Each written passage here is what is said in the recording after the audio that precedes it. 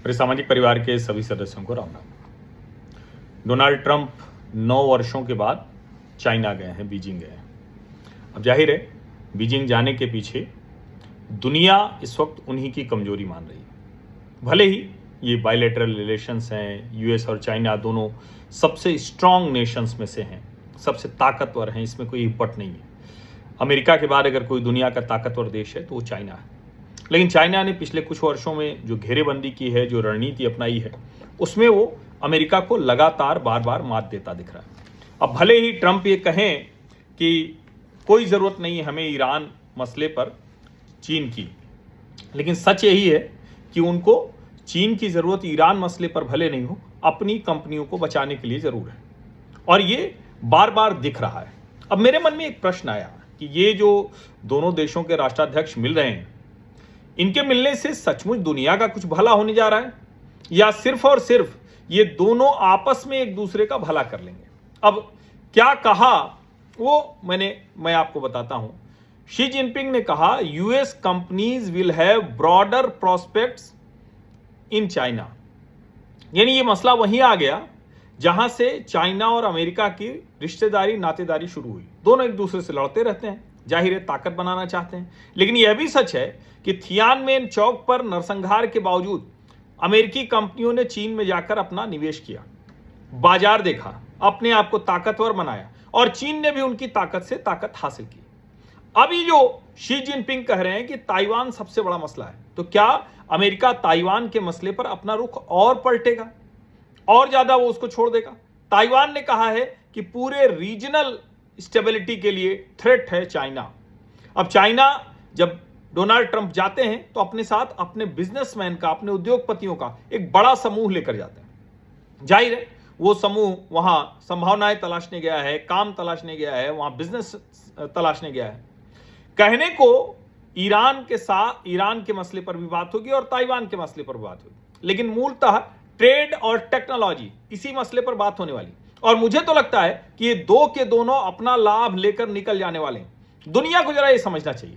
भारत में ब्रिक्स के जो विदेश मंत्रियों की बैठक हो रही है, उसमें ईरान के विदेश मंत्री सैयद अब्बास अरागची आए, विदेश मंत्री डॉक्टर एस जयशंकर से उनकी मुलाकात हुई, सर्गेई लावरोव रशिया के मंत्री वो भी यहां आए हुए हैं। और एक तरह से कहें कि भारत इसके जरिए एक अलग रणनीति अपना रहा है। लेकिन दुनिया को जरा ये समझना पड़ेगा कि अमेरिका और चाइना ये दोनों अपने हितों के लिहाज से दुनिया का उपयोग कर रहे हैं। अब शी ने जो कहा we should be partners not rivals, ठीक बात है। तो आप दोनों तो दोस्त हो जाएंगे, दुनिया को लड़ाते रहेंगे क्या? अमेरिका और चाइना एक दूसरे से दोस्ती कर लेते हैं, एक दूसरे के साथ समझौता कर लेते हैं, एक दूसरे से ट्रेड वॉर करते हैं, टैरिफ लगाते हैं, उसके कंसेशन दे देते हैं, लेकिन दूसरे देशों के लिए ये रियायत, ये सहूलियत नहीं हासिल है। और क्या कह रहे हैं अमेरिकी राष्ट्रपति? क्या कह रहे हैं? When there were differences, we worked it out. Iran में क्यों वर्कआउट नहीं कर पाए भाई? क्यों बेहतरी नहीं कर पाए? ये बड़े कुछ सवाल हैं, और इसीलिए जब वो कहते हैं कि constructive, strategic and stable relationship हमें चाहिए, तो वो सिर्फ और सिर्फ इन दोनों देशों के लिए लगता है। अब जाहिर है अमेरिका को ये डर तो हमेशा लगता है कि चाइना उनको रिप्लेस करके नंबर 1 अर्थव्यवस्था ना बन जाए। उनको ये भी डर लगता है कि भारत जिस तेजी से आगे बढ़ रहा है उसमें वो चाइना की जगह न ले, और इसीलिए जो डिप्टी कॉमर्स सेक्रेटरी थे वो भारत में आकर बोल गए थे कि हम भारत को वो लाभ नहीं लेने देंगे। अब दुनिया जो आगे बढ़ेगी उसको आप रोक नहीं सकते, और इसीलिए जो 2017 के बाद, ये 9 सालों के बाद ये विजिट है, ये सामान्य विजिट नहीं। अब वेस्ट एशिया और यूक्रेन, इन दोनों मसलों पर दोनों देश एक एक पक्ष के साथ खड़े, लेकिन समझौता नहीं करा पा रहे, दोनों के बीच में सहमति नहीं बन पा रही। पाकिस्तान जैसे आतंकवादी मुल्क को एक कहें कि मध्यस्थ की भूमिका उसकी कर दी गई। भले वो दलाली कर रहा है, उसको पैसे चाहिए, उसकी हालत खराब है, लेकिन मध्यस्थ की भूमिका लाकर खड़ी कर दी। ये दोनों इसको करने की स्थिति में नहीं है, और अगर नहीं कर पा रहे हैं तो फिर ये बहुत दिक्कत है। चाइना ने साफ साफ कहा है 4 red lines in relation must not be challenged, और उसमें सबसे बड़ा क्या है? The Taiwan question, China's developmental right, democracy and human rights, paths and political systems.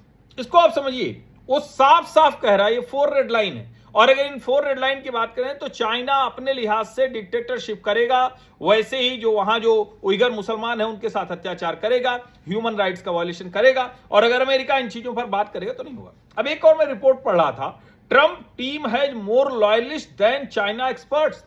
तो भैया तुम अपने लॉयलिस्ट लेके जाकर वहां काम करोगे तो भला कैसे संभव है कि अमेरिका का कोई प्लस हो पाए। और इस पूरे दौरे को हर कोई कह रहा है कि इसमें ट्रंप कमजोर है। वेस्टर्न मीडिया तो पागल हुआ पड़ा है। क्यों? क्योंकि अमेरिकी राष्ट्रपति को रेड कारपेट वेलकम नहीं मिला। शी जिनपिंग नहीं गए रिसीव करने के लिए, उनको वहां नहीं मिले वो।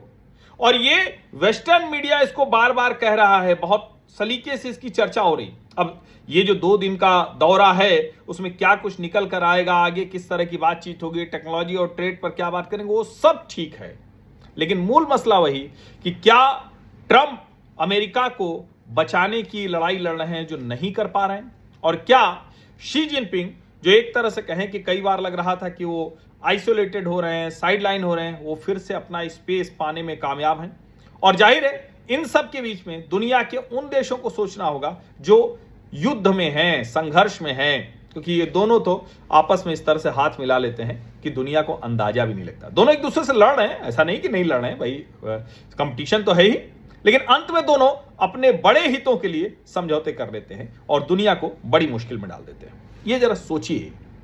मैं बार बार कहता हूं भारत को किसी अमेरिका या किसी चीन के साथ नहीं खड़े होना। अमेरिका के साथ हम इसलिए ज्यादा खड़े दिखते हैं क्योंकि अमेरिका सीधे हमें उस तरह से थ्रेट नहीं, वरना अमेरिका भी कोई कसर तो छोड़ता नहीं। हाँ, अमेरिका के साथ डेमोक्रेसी है तो हम रिश्ते बेहतर कर सकते हैं, लेकिन कोई हम ऐसा नहीं कह रहे हैं कि अमेरिका के पीछे या चाइना के पीछे जाना है। अब उम्मीद हम करते हैं कि दुनिया जो बड़ी तेजी से बदल रही, जिसको शी जिनपिंग कह रहे हैं कि एकदम से दुनिया बदलती हुई दिख रही, वो बदलती हुई दुनिया इन दोनों के अलावा और भी स्पेस, जिसको मल्टीपोलर वर्ल्ड कहा जा रहा है, उस तरफ बढ़ पाए, फिर से ये बाइपोलर ना हो जाए। क्योंकि ट्रंप जिस स्थिति में है और जो चाहते हैं, अब जाहिर है इसीलिए डॉलर का डोमिनेंस कभी खत्म नहीं होता, जाहिर है इसीलिए जो पेट्रो डॉलर और जो क्रूड का पूरा मार्केट है वो खत्म नहीं होता, इसीलिए दुनिया की एनर्जी क्राइसिस जो है वो बार बार आती रहती है। ये जरा सोचने की बात है, और अच्छा है कि हम भी धीरे धीरे इसकी तैयारी कर रहे हैं। दुनिया के हर देश को ये तैयारी करनी ही चाहिए। आप सभी का बहुत बहुत धन्यवाद। सब्सक्राइब अवश्य कर लीजिए, नोटिफिकेशन वाली घंटी दबा दीजिए, लाइक का बटन दबा दीजिए, अधिक से अधिक लोगों तक इस वीडियो को पहुंचा दीजिए। धन्यवाद।